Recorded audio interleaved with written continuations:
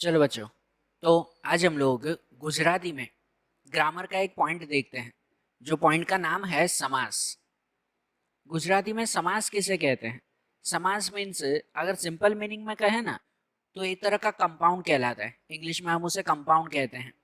समास मतलब वो कहलाता है कि जब कोई दो शब्द मिलकर, कोई दो अलग अलग शब्द मिलकर एक नया शब्द बनाते हो, तो उसे समास कहते हैं। मतलब एक तरह का कंपाउंड ही कहलाया ना। दो अलग अलग शब्द मिलकर एक नया शब्द बनाते हो, तो वो समास कहलाता है। जैसे एक सबसे सिंपल एग्जांपल, जैसे आता है रात दिवस। तो रात दिवस, ये दोनों अलग अलग शब्द हैं, रात और दिवस, लेकिन दोनों मिलकर एक नया शब्द भी तो बनाते हैं ना, रात दिवस। तो ये एक तरह का समास कहलाता है। समास में हमेशा दो शब्द होते हैं। उन दो शब्दों को अगर हम लोग अलग अलग करें ना, तो उसमें जो पहला शब्द होता है ना, वो उस समास का पूर्व पद कहलाता है। क्या कहलाता है? पूर्व पद। मतलब कि भाई पहला शब्द। और जो दूसरा शब्द होता है ना, वो उस समास का उत्तर पद कहलाता है। क्या कहलाता है? उत्तर पद। बरोबर। तो जब ऐसे दो शब्द मिलकर कोई एक नया शब्द बनाते हो, तो उस नए शब्द को समास कहते हैं, या कहो कंपाउंड कहते हैं। अब इस समास के अलग अलग प्रकार आते हैं। समास के अलग अलग प्रकार हैं, जिसमें से फिलहाल आपको मेनली 6 प्रकार जानने को मिलेंगे। 6 प्रकार हम लोग समास के अगर देखें, तो उनमें सबसे पहला आता है, वो आता है द्वंद्व समास। द्वंद्व समास। दूसरा आता है, वो आता है तत्पुरुष समास। तीसरा, वो आता है उपपद समास। चौथा, वो आता है मध्यम पदलोपी समास। मध्यम पदलोपी समास। पांचवा, कर्मधारय समास। और छठा, बहुव्रीहि समास। समास के पहले हम लोग ये मुख्य 6 प्रकार जाने। और समास के प्रकार अगर हमें क्लासिफाइड करना हो ना, मतलब समास के ये सब प्रकार जानने हो ना, तो समास का विग्रह करते हैं। विग्रह मतलब कि भाई समास जो दो शब्दों से बनता है ना, उन दो शब्दों को तोड़ते हैं। और किस प्रकार से तोड़ा जाता है, उसके ऊपर से समास के ये प्रकार नक्की होते हैं। जैसे हम लोग सबसे पहले प्रकार के बारे में समझे, जैसे कि भाई द्वंद्व समास। पहला द्वंद्व समास समझे, तो द्वंद्व समास वो कहलाता है कि जिसमें जो दो शब्द होते हैं ना, समास में जो दो शब्द होते हैं, वो दोनों शब्द एक दूसरे के अपोजिट वर्ड्स हो। दोनों शब्द कैसे हो? अपोजिट हो। तो वो समास द्वंद्व समास कहलाता है। जैसे मैंने आपको यहीं पे ही एग्जांपल दिया, रात दिवस, है कि नहीं? रात दिवस, तो ये दोनों अपोजिट वर्ड्स है ना। तो जिस समास में दोनों अपोजिट वर्ड्स आते हो ना, तो वो समास क्या कहलाता है? द्वंद्व समास कहलाता है। बरोबर, ये ध्यान रखना। शॉर्ट में अगर समझो ना, तो द्वंद्व समास में आते हैं अपोजिट वर्ड्स। दोनों अपोजिट वर्ड्स आते हैं, और उन दो वर्ड्स का अगर विग्रह करें, विग्रह मतलब कि उन दो वर्ड्स को अलग करें ना, तो बीच में, उन दो वर्ड्स को अलग करने पर बीच में अने, के, अथवा ऐसे वर्ड्स यूज होते हैं। उन दो वर्ड्स को अलग करने पर उनके बीच में ये वर्ड्स ऐड होते हैं। जैसे रात दिवस, तो रात दिवस, इन दोनों शब्द को अलग करना हो, ये पूरा एक शब्द बना हुआ है, समास बना हुआ है। इसको अगर अलग करना हो, तो इसके बीच में क्या लगा सकते हैं? ऐसे लिख सकते हैं ना, रात अने दिवस। अने दिवस, अने बीच में लगता है कि नहीं? या के भी लग सकता है ना, रात के दिवस। बरोबर। तो जिस समास को अलग करने पर, उसका विग्रह करने पर, उसके बीच में जब ऐसे वर्ड्स ऐड होते हो ना, तो वो समास क्या कहलाता है? द्वंद्व समास कहलाता है। बरोबर ना? जैसे कि ये एग्जांपल तो मैंने आपको दिया ही, रात दिवस, तो दोनों अपोजिट वर्ड्स हैं। तो भाई उनके लिए लिख सकते हैं ना, रात के दिवस। दो वर्ड्स को ऐसे अलग कर सकते हैं। या दूसरा आता है जैसे माता पिता। माता पिता, तो उसमें भी लिख सकते हैं ना, माता अने पिता, है कि नहीं? ऐसे तो बहुत सारे वर्ड्स आते हैं समास में। जब कोई वर्ड उनके अंदर के दो वर्ड्स अपोजिट वर्ड्स हो तो वो कौन से टाइप का समास कहलाता है? द्वंद्व समास कहलाता है। जैसे आता है कप रकाबी, कप रकाबी, तो कप अने रकाबी दो अलग अलग वर्ड्स है ना, है कि नहीं? कि जैसे भाई बहन, दिवस रात, वो तो जैसे मैंने बताया, हा के ना, ये भी वर्ड्स आते हैं। तो जिनमें दो अपोजिट वर्ड्स यूज होते हो तो वो कौन सा समास कहलाता है? द्वंद्व समास कहलाता है, बराबर ना। दूसरा समास का टाइप आता है, वो आता है तत्पुरुष समास। दूसरा तत्पुरुष समास आता है। तो तत्पुरुष समास में किसे कहते हैं? तत्पुरुष समास वो कहलाता है कि जिसमें जो दो वर्ड होते हैं ना, दो शब्द होते हैं, जैसे कि एक पूर्व पद और एक उत्तर पद, मतलब पहला शब्द और दूसरा शब्द। तो उसमें जो पहला शब्द होता है ना, वो पहला शब्द अनुग या नाम योगी, फिर से अनुग या नाम योगी से जुड़ा हुआ हो तो उस समास को तत्पुरुष समास कहते हैं। आपके एग्जाम में पता है ये कैसे पूछते हैं समास? आपको एग्जाम में पर्टिकुलर वर्ड दिया हुआ होता है और उस वर्ड पर से आपको बताना होता है कि इसमें से कौन सा समास आएगा। वो कि जैसे आपको लिखा हुआ हो माता पिता, तो माता पिता कौन सा समास है? तो उसमें हमें उसका क्या कह सकते हैं, थियरी या समझो उसका विग्रह याद होना चाहिए कि माता पिता मतलब अपोजिट वर्ड्स आते हैं, और जिसमें अपोजिट वर्ड्स आते हो मतलब वो द्वंद्व समास कहलाएगा। समास के ये सब प्रकार वो समास के विग्रह से, मतलब उस समास में जो दो वर्ड्स हैं उन दो वर्ड्स को कैसे तोड़ा जाता है उसके ऊपर ही डिपेंड होते हैं कि समास का कौन सा टाइप आएगा, बरोबर ना। इसमें मैं बताऊं कि तत्पुरुष समास मतलब वो समास कहलाता है कि जिसमें पूर्व पद के साथ अनुग या तो नाम योगी लिखा हुआ हो। तो अनुग या नाम योगी क्या होता है? तो अनुग या नाम योगी मतलब इंग्लिश में हम लोग उसे कहते हैं प्रेपोजिशंस। क्या कहलाते हैं वो? प्रेपोजिशन। वो शॉर्ट वर्ड्स आते हैं ना, जैसे कि नो, ना, नी, नु, थी, वड़े, माँ, एटसेट्रा, जो भी हो। ये जो शॉर्ट वर्ड्स होते हैं ना, ये सब शॉर्ट वर्ड्स इंग्लिश में उसे प्रेपोजिशंस कहो या गुजराती में अनुग या नाम योगी कहो। तो जिस समास में पूर्व पद मतलब जो पहले का शब्द है उस पहले के शब्द के साथ अनुग या नाम योगी जुड़ सकता हो ना, तो उस समास को हम लोग कहते हैं तत्पुरुष समास, बरोबर। जैसे इनके कुछ अगर एग्जाम्पल हम लोग देखें ना, तो तत्पुरुष समास के जैसे एग्जाम्पल आते हैं। एक वर्ड उसमें बताऊं, जैसे आता है सांझवेड़ा। सांझवेड़ा मतलब शाम का समय। इसको अगर मुझे विग्रह करना हो ना तो उसको मैं ऐसे लिख सकता हूं, सांझनी वेड़ा। सांझनी वेड़ा। तो सांझ ये पहला शब्द मतलब पूर्व पद कहला है ना, उस पूर्व पद के साथ क्या लगा हमारा? ये अनुग या नाम योगी। और पीछे का उत्तर पद वो सेम टू सेम ही रहेगा। सांझ वेड़ा मतलब सांझनी वेड़ा। शॉर्ट और सिंपल समझो तो तत्पुरुष समास मतलब वो कहलाता है कि जिनमें ये वर्ड्स ऐड होते हो, नो, ना, नी, नु, थी, वड़े, माँ, के, ये सब वर्ड जिसमें आते हो तो वो सब तत्पुरुष समास आते हैं। सांझ वेड़ा, सांझनी वेड़ा। जैसे कि और एग्जांपल कि विश्व विख्यात। विश्व विख्यात, तो उसको ऐसे लिख सकते हैं कि विश्व माँ विख्यात। विश्व माँ विख्यात, बराबर, पूरी दुनिया में फेमस। ये माँ, ये वर्ड उसमें ऐड हुआ ना। जैसे एक वर्ड आता है, वो आता है गर्भ श्रीमंत। गर्भ श्रीमंत, तो गर्भ श्रीमंत मतलब उसको ऐसा लिख सकते हैं कि गर्भ थी श्रीमंत। गर्भ थी श्रीमंत मतलब गर्भ मतलब कहलाता है कि भाई पैदा होने से ही वो जो रिच हो, ठीक है ना, गर्भ श्रीमंत। तो जिसमें ये वर्ड्स ऐड होते हो, प्रेपोजिशंस या कहो अनुग नाम योगी ऐड होते हो, तो वो क्या कहलाते हैं?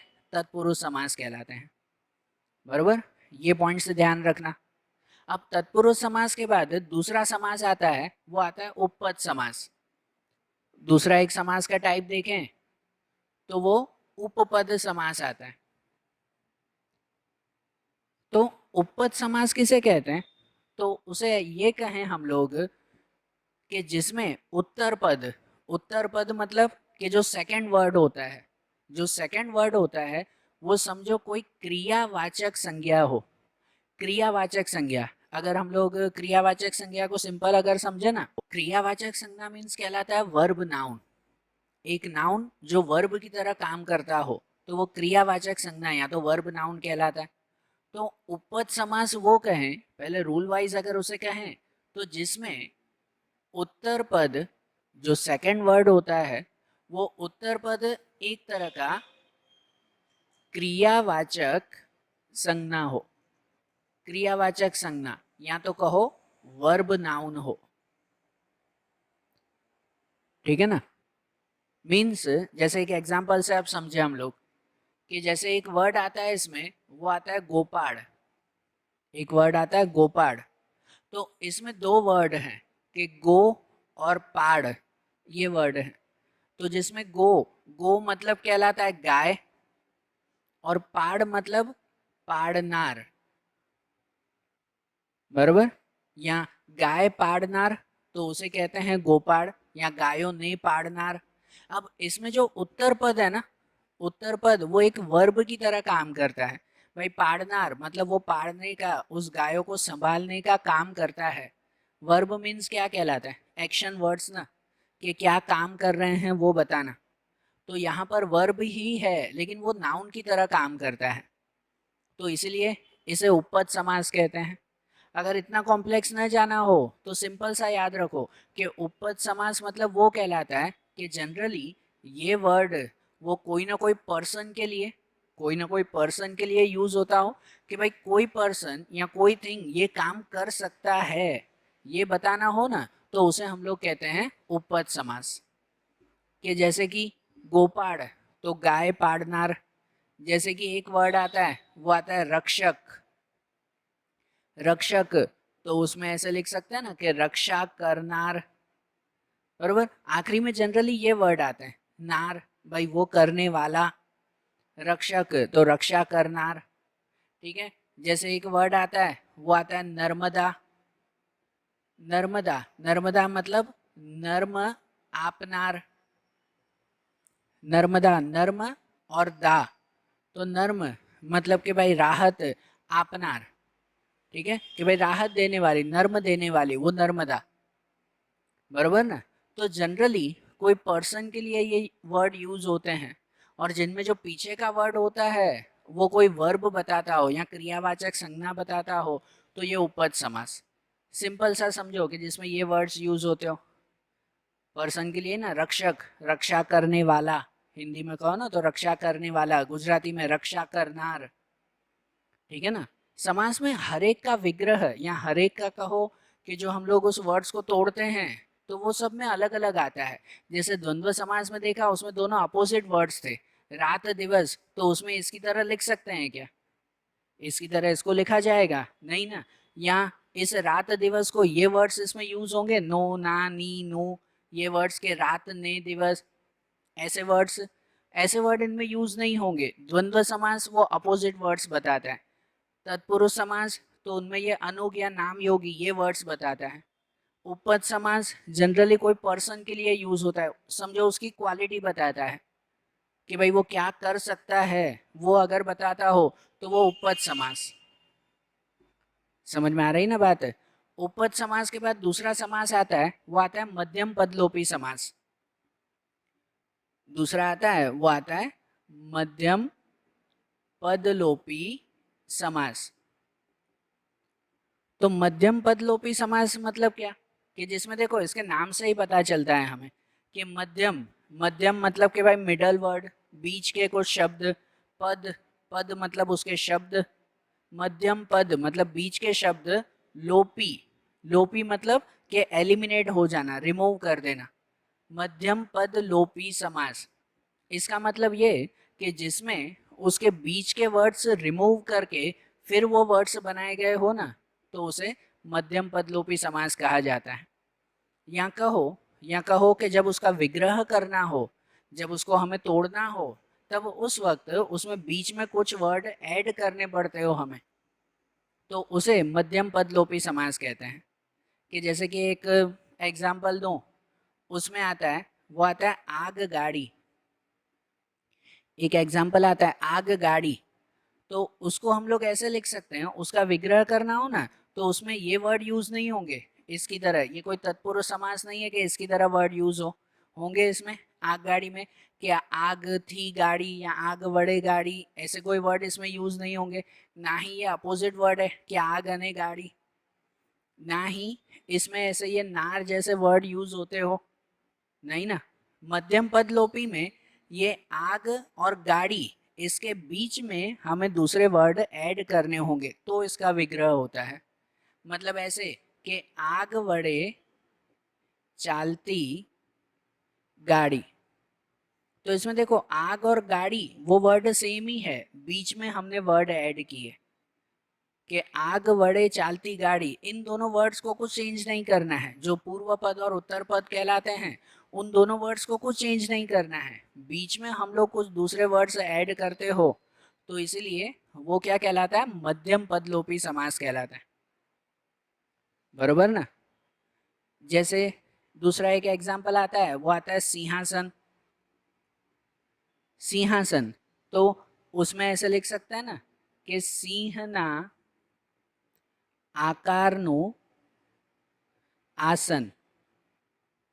सिंहना आकारनु आसन, तो सिंह और आसन वो तो सेम ही है, ये सिंह और आसन वो आ की मात्रा है ना, सिंह और आसन तो वो दोनों वर्ड सेम ही है, बीच में हमने वर्ड ऐड किए तो इसलिए वो क्या कहलाता है, मध्यम पदलोपी समास कहलाता है। जैसे एक और एग्जांपल, जैसे आता है टपाल पेटी। टपाल पेटी, तो उसके लिए ऐसे लिख सकते हैं कि टपाल नाखवानी पेटी, तो इसमें भी ये टपाल पेटी वो वर्ड सेम ही है, बीच में हमने वर्ड ऐड किए। और सिंपल अगर इसे याद करना हो ना तो ऐसे याद रखो, आपके वो शब्द आते हैं ना वो शब्द समूह की तरह, शब्द समूह की तरह वर्ड्स आते हैं, तो ये वर्ड्स उनकी तरह हैं कि समझो जिसका विग्रह एक शब्द समूह की तरह पूरा बनता हो कि आग गाड़ी, आग बढ़े चालती गाड़ी, ठीक है ना, तो वो मध्यम पदलोपी समास कहलाता है। आपके एग्जाम में ना आपको वर्ड्स दिए गए होंगे, फिर से बोल रहा हूँ, आपको एग्जाम में वर्ड्स दिए गए होंगे और आपको उसके ऊपर से नक्की करना है वो समास कौन सा है। जैसे आपको ये दिया हुआ नर्मदा, तो नर्मदा अगर दिया हुआ है तो माइंड में हर एक समास का विग्रह करके देखो, माइंड में हर एक समास को तोड़ कर देखो, नर्मदा को तोड़ के देखो कि क्या उसमें अपोजिट वर्ड्स की तरह यूज होते हैं, तो नहीं, मतलब वो द्वंद्व नहीं है। क्या उसमें ये वर्ड्स यूज होते हैं, नो ना नी नो थी वड़े, मतलब ये अनुग और नाम योगी यूज होते हैं, तो वो भी नहीं है। उपपद समास की तरह नर्मदा, तो हाँ नर्म आपनार, ये वर्ड्स याद करने हैं, तो जैसे इसमें नर्म आपनार ये इसमें यूज होता है, नर्मदा का मीनिंग ये निकलता है, तो इसी वजह से वो उपपद समास। अब इसको मध्यम पद लोपी समास की तरह भी नर्मदा को नहीं लिख सकते कि इसमें बीच में कोई वर्ड ऐड करने हैं, तो नहीं करने हैं। बरोबर ना। तो आपको वर्ड्स होंगे, विग्रह करके आपको पता करना है कि इनमें से प्रकार कौन सा है, ठीक है ना। तो ये जैसे चार देखे ना हमने, वैसे ही अब इसे रफ करके दूसरे ये दो टाइप्स भी समझे हम लोग। अब दूसरा जैसे प्रकार देखें तो वो प्रकार आता है कर्मधारय समास। समास का ये प्रकार कर्मधारय समास, ये समास वो कहलाता है कि जिसमें जो दो शब्द होते हैं ना, पूर्व पद और उत्तर पद, कि जिसमें ये कहलाता है कि पूर्व पद वो कोई विशेषण होता है, विशेषण, विशेषण मतलब कहो कि एडजेक्टिव होता है, इंग्लिश में उसे कहते हैं ना कि एडजेक्टिव, कोई चीज कैसी है उसकी क्वालिटी बताने वाला वो एडजेक्टिव। तो पूर्व पद एक विशेषण होता है और उत्तर पद जो सेकंड वर्ड है वो एक संज्ञा होता है। संज्ञा मतलब कि नाउन, वो एक नाउन कहलाता है। तो ऐसे समास को कर्मधारय समास कहलाते हैं कि जिसमें पूर्व पद पहले का शब्द कोई विशेषण होगा और दूसरा शब्द कोई संज्ञा होगा, तो उसे हम लोग कर्मधारय समास कहते हैं। एग्जाम्पल से समझे ना, कि जैसे एग्जाम्पल में एक इसका वर्ड आता है, वो आता है परदेश। परदेश, अब इन वर्ड का कोई समझो कि भाई बीच में दूसरे वर्ड ऐड करके इसका विग्रह पूरी तरह से नहीं होता। आगे के 4 टाइप समझे ना, कि जैसे द्वंद्व समास में हमने देखा था कि द्वंद्व समास में वो अने, के, अथवा ये वर्ड्स यूज होते हैं। तत्पुरुष समास में नो, ना, नी, नु ये वर्ड्स यूज होते हैं। समझा ना तत्पुरुष समास में। उपपद समास में शॉर्ट में अगर समझे तो लास्ट में नार जैसे वर्ड यूज होते हैं कि नर्म आप नार। मध्यम पद लोपी समास में बीच में हमने वर्ड ऐड किए थे, कोई दो वर्ड्स के बीच में वर्ड ऐड किए, लेकिन इसमें ऐसा कुछ भी नहीं होता, इनकी तरह कोई वर्ड ऐड नहीं होते, इसका मीनिंग ही अलग निकलता है, मीनिंग ही अलग निकलता हो। कर्मधारय समास को शॉर्ट में अगर समझना हो ना, तो जो चारों में न आता हो तो वो पांचवें कर्मधारय में आता है, बरोबर ना, ऐसे याद रखना। इसमें जैसे दो शब्द होते हैं ना, पर और देश, तो पर मतलब कहलाता है पराया, दूसरा, और देश तो दूसरा देश। अब इसमें ये पर मतलब वो पूर्व पद वो विशेषण कहलाया, एडजेक्टिव कहलाया। एडजेक्टिव जैसे एक और सिंपल चलो अगर बताऊं, हम लोग इंग्लिश में उसे कहते हैं ना, एडजेक्टिव को ऐसे यूज करते हैं कि जैसे अगर कोई बॉय हो, लेकिन कैसा बॉय, गुड बॉय, तो गुड बॉय, ये गुड वो क्या कहलाता है, एडजेक्टिव कहलाता है। कोई फ्लावर है लेकिन कैसा फ्लावर, ब्यूटीफुल फ्लावर, तो वो ब्यूटीफुल वो क्या कहलाया, एडजेक्टिव कहलाया, है कि नहीं। फ्लावर वो नाउन होता है, लेकिन वो फ्लावर कैसा है वो एडजेक्टिव होता है। तो इसमें भी जैसे परदेश में देश तो है, लेकिन कैसा देश, पराया देश, बरोबर ना। तो वो पराया देश, ये पराया या पर वो एक विशेषण हुआ, वो एडजेक्टिव हुआ, बरोबर ना। देश तो है लेकिन कैसा, पराया देश। अब इसी की जगह अगर मैं ऐसे लिख दूं, परदेश की जगह पर स्वदेश, इसका सिर्फ मीनिंग होगा पराया देश, ठीक है ना, इसकी तरफ विग्रह पूरा नहीं होगा। जैसे कि ये स्वदेश, तो इसमें भी देश तो है लेकिन कैसा देश, तो स्वदेश, अपना देश। तो इसमें देश पीछे का वर्ड उत्तर पद वो एक नाउन होता है, और पहले का वर्ड वो एक विशेषण, एक एडजेक्टिव होता है, तो वो कर्मधारय समास कहलाता है। समझ आ रही है ना बात। जैसे अगर दूसरा एग्जांपल देखें ना इनका, तो जैसे एक शब्द आता है, वो आता है परमेश्वर, परमेश्वर। अब ये पीछे का वर्ड है वो है ईश्वर, ठीक है ना, कंबाइन करके दिया हुआ है ना, अगर इसका संधि अलग करो तो पीछे का वर्ड आता है ईश्वर। ईश्वर वो नाउन है, लेकिन ईश्वर कैसा, तो परम ईश्वर। ऐसे अगर मैं दो वर्ड अलग कर दूं तो परम और ईश्वर, तो पीछे का वर्ड ईश्वर वो नाउन है, लेकिन ईश्वर कैसा, परम ईश्वर, मतलब सबसे बड़ा, सबसे बड़े भगवान, तो वो परम वो क्या कहलाया, एडजेक्टिव कहलाया, बरोबर। जैसे एक वर्ड आता है महाकाव्य, महाकाव्य, तो इसमें काव्य, काव्य वो नाउन है, नाम है कि हाँ काव्य है, लेकिन कैसा काव्य है वो विशेषण बताता है, महाकाव्य, बरोबर ना। तो ये समास क्या कहलाता है, कर्मधारय समास। समझ आ रही है ना बात। और समास का दूसरा प्रकार आता है लास्ट, वो आता है बहुव्रीहि समास। नंबर 6 पे आता है, वो आता है बहुव्रीहि समास। तो बहुव्रीहि समास किसे कहते हैं हम लोग, तो बहुव्रीहि समास वो कहलाता है कि जिस समास के अंदर कोई भी एक शब्द, भले पूर्व पद या उत्तर पद, कोई भी शब्द, कोई भी शब्द कोई एक नंबर, कोई एक संख्या बताता हो, तो उसे बहुव्रीहि समास कहते हैं। कोई संख्या से जो शब्द बनता हो तो वो बहुव्रीहि समास। बहुव्रीहि समास में क्या आता है, संख्या आती है, संख्या मतलब के नंबर आता है, तो उसे बहुव्रीहि समास कहते हैं, बरोबर। जैसे कि एक एक वर्ड आता है, वो आता है अठवाडियों, ठीक है, अठवाडियों, तो अठवाडियों मतलब 8, तो ये 8 एक शब्द कहलाया ना उसमें, बरोबर ना। जैसे एक वर्ड आता है, वो आता है पंच तत्व, पंच तत्व, तो पंच मतलब 5, एक संख्या बनी ना उसमें, बरोबर ना, नंबर हुआ ना ये। तो जिसमें नंबर आते हो ना वो बहुव्रीहि समास आता है। जैसे कि एक वर्ड आता है, वो आता है नवरात्रि, तो नवरात्रि, नव वो एक क्या हुआ, ये एक संख्या, एक नंबर हुआ, बरोबर ना।